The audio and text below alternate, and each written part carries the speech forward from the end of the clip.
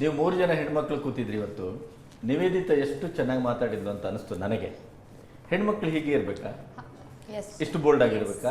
ಈ ಕಾಲದಲ್ಲಿ ಹಿಂಗೆ ಇರ್ಬೇಕು ಸರ್. ಎಷ್ಟು ದಿನ ನಾವು ನೋಡಿದ್ದು ಐಟಮ್ ಸಾಂಗ್ ಅಂದ್ರೆ ಫೀಮೇಲ್ ಹುಡುಗಿ ಇದೆ, ಫೀಮೇಲ್ ಆರ್ಟಿಸ್ಟ್ ಅವ್ರಿಗೆ ಇರೋ ಒಂದು ಐಟಮ್ ಸಾಂಗ್ ಅಂತ ನಾವು ರಿಲೇಟ್ ಮಾಡ್ಬೋದು. ಆದರೆ ಇವಾಗ ಹೊಸ ಟ್ರೆಂಡ್ ಶುರು ಆಗಿದೆ. ಫಸ್ಟ್ ಅಮಿತಾಬ್ ಬಚ್ಚನ್ ಅವರು ಬೋಲ್ ಬಚ್ಚನ್ ಫಿಲ್ಮಲ್ಲಿ ಒಂದು ಐಟಮ್ ಸಾಂಗ್ ಮಾಡಿದ್ದಾರೆ.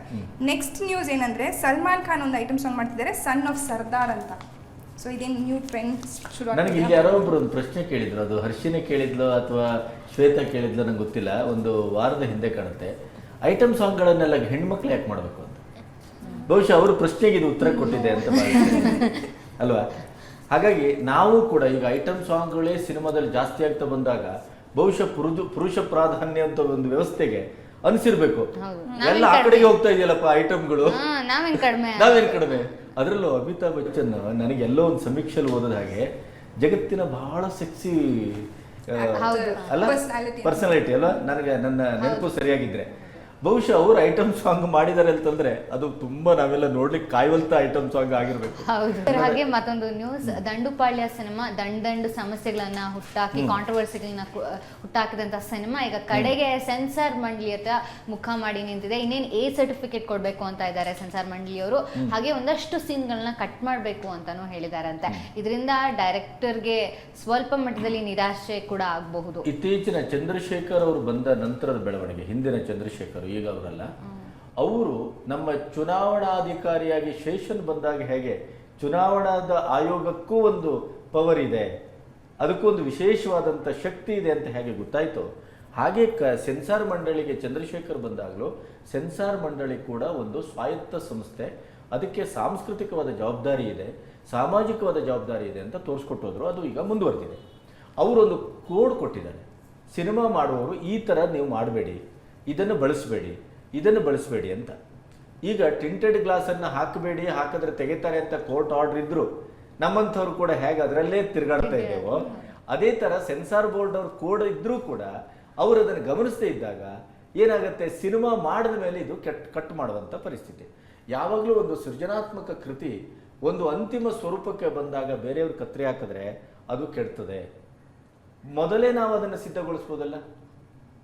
ಇದು ಸೆನ್ಸಾರ್ ಆಬ್ಜೆಕ್ಷನ್ ಬರ್ಬೋದು, ಅದರಿಂದ ಇಲ್ಲಿ ಬೇಡ, ಯಾಕೆ ನಮ್ಗೆ ಇಷ್ಟು ಅರ್ಥ ಆಗೋದಿಲ್ಲ.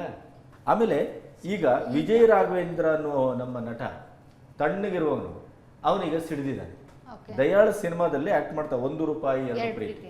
ಅವರು ಹೇಳ್ತಾರೆ ಸಿನಿಮಾ ಮಾಡುವಾಗಿರುವ ಆಸಕ್ತಿ, ಜೋಶ್ ಸಿನಿಮಾ ಬಿಡುಗಡೆ ಹೊತ್ತಿನಲ್ಲಿ ಇರುವುದಿಲ್ಲ. ಸಿನಿಮಾ ಸೋತಾಗ ನಮ್ಮ ಸೋಲು ಅಂತ ಹೇಳ್ತೀರಿ, ಆದರೆ ಸಿನಿಮಾ ನಿರ್ಮಾಪಕರು ಮತ್ತು ನಿರ್ದೇಶಕರು ಇಬ್ಬರೂ ಒಂದು ಕಾಂಬಿನೇಷನ್ ಮಾಡಿಕೊಂಡು ಸಿನಿಮಾವನ್ನು ಯಾವಾಗ ಆರಂಭ ಮಾಡ್ತೇವೆ, ಯಾವಾಗ ಬಿಡುಗಡೆ ಮಾಡ್ತೇವೆ, ಅದಕ್ಕೆ ಏನು ಪ್ರಚಾರ ಮಾಡಬೇಕು, ಇವನ್ನೆಲ್ಲ ಸರಿಯಾಗಿ ಮಾಡ್ಕೊಂಡು ಬಂದರೆ ಯಾವ ಸಿನಿಮಾವೂ ಸೋಲುವುದಿಲ್ಲ.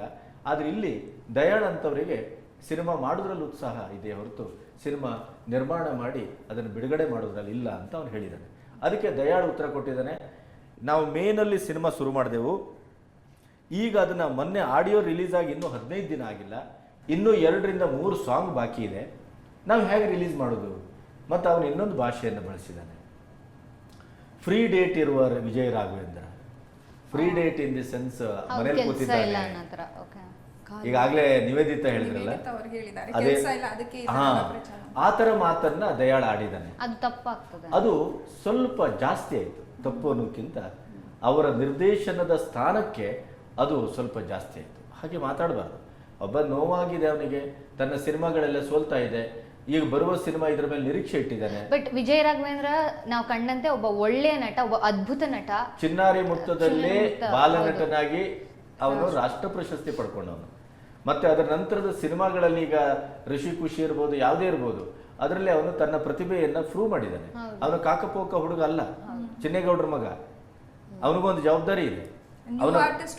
ಹೌದು, ಅವನ ಮಾತನ್ನ ಇವರು ಈ ರೀತಿ ರಿಯಾಕ್ಟ್ ಮಾಡೋ ಬದಲು ಅದನ್ನೊಂದು ಜವಾಬ್ದಾರಿಯಿಂದ ತಗೊಳ್ಬೋದು. ದಯಾಳ್ ಕೂಡ ಆ ಥರ ರಿಯಾಕ್ಟ್ ಮಾಡುವ ಸ್ಥಿತಿಯಲ್ಲಿಲ್ಲ. ಯಾಕಂದ್ರೆ ದಯಾಳ್ ಬಾಬಾರಾವ್ ರಸಿಕ ಅಂತ ಸಿನಿಮಾ ಮಾಡಿದವನು, ಅಂತ ಸಿನಿಮಾ ಮಾಡಿಯೂ ಗೆಲ್ಲದೇ ಇದ್ದವನು, ಇತ್ತೀಚೆಗೆ ಗೆಲುವಿನ ಯಾವ ಮುಖವನ್ನು ನೋಡದೇ ಇದ್ದವನು. ಹಾಗಿರುವಾಗ ಇವರಿಗೂ ಆ ಥರದ ಅಗತ್ಯ ಇರಲಿಲ್ಲ ಅಂತ ನನಗನ್ಸೋದು. ವೀಕ್ಷಕರೇ, ಇವತ್ತಿನ ಶುಕ್ರವಾರದ ದಿನ ಅದ್ಧೂರಿ ಸಿನಿಮಾ ಬಿಡುಗಡೆ ಆಗಿದೆ. ಇನ್ನೊಂದು ಯಾವುದೋ ಹೊಸಬರ ಒಂದು ಸತ್ಯ ಅಂತ ಸಿನಿಮಾ ಕೂಡ ಬಿಡುಗಡೆ ಆಗಿದೆ. ಹಿಂದಿನ ಶುಕ್ರವಾರ ಒಂದು ರೀತಿಗೆ ಕನ್ನಡ ಚಿತ್ರರಂಗಕ್ಕೆ ಒಂದು ರೀತಿಯ ಅಳಿವು ಉಳಿವನ್ನ ನಿರ್ಧರಿಸುವ ಒಂದು ಭಾಗ್ಯದ, ಉತ್ಸವದ ಮತ್ತು ಕಷ್ಟದ ದಿನವೂ ಹೌದು. ಸೋಲು ಬಂದಾಗ ಕಷ್ಟ, ಗೆಲುವು ಬಂದಾಗ ಸುಖ, ಅಬ್ಬರದ ಗೆಲುವು ಬಂದಾಗ ಅತಿಯಾದ ಸುಖ. ಈ ಎಲ್ಲ ಸಮ್ಮಿಶ್ರ ಭಾವವನ್ನು ನಮಗೆ ಅವತ್ತೇ ಆ 2.5 ತಾಸಿನಲ್ಲೇ ಪ್ರಥಮ ಶೋದಲ್ಲೇ ತೋರಿಸುವಂಥ ಒಂದು ವಿಚಿತ್ರವಾದಂಥ ಮತ್ತು ಅದೃಷ್ಟವಾದದಿಂದ ಕೂಡಿದಂಥ ದಿನವೂ ಹೌದು ಶುಕ್ರವಾರ. ಇವತ್ತು ನಾವು ನಿಮಗೆ ಕೊಡಲಿಕ್ಕೆ ಸಾಧ್ಯವಾದದ್ದು ಇಷ್ಟು. ನಾಳೆ ವಿಶೇಷವಾದಂಥ ಸುದ್ದಿಗಳೊಂದಿಗೆ ಮತ್ತೆ 2-3 ವಿಶೇಷವಾದ ಮುಹೂರ್ತ ಮತ್ತು ಇತ್ಯಾದಿಗಳ ಒಂದಿಗೆ ನಿಮ್ಮನ್ನು ಮತ್ತೆ ನಾವು ಭೇಟಿಯಾಗ್ತೇವೆ. ಅಲ್ಲಿಯವರೆಗೆ ಬಾಯ್.